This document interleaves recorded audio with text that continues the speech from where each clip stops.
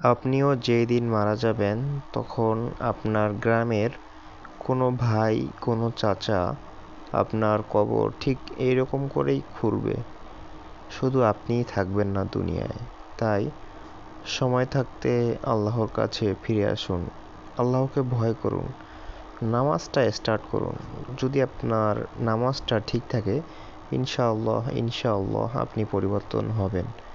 একদিন না একদিন আপনি পরিবর্তন অবশ্যই হবেন। তাই নামাজটা ঠিক রাখার চেষ্টা করুন এবং আল্লাহকে ভয় করার চেষ্টা করুন।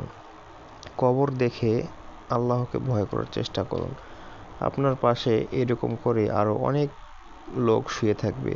আপনিও একদিন শুয়ে থাকবেন। হয়তো এই ভিডিওটা আপনি একটু পর রেখে দিবেন, কিন্তু আপনি যখন নামাজ পড়বেন, আল্লাহকে ভয় করতে শুরু করবেন, ইনশাআল্লাহ একদিন আপনি জান্নাতের দিকে ধাবিত হবেনই।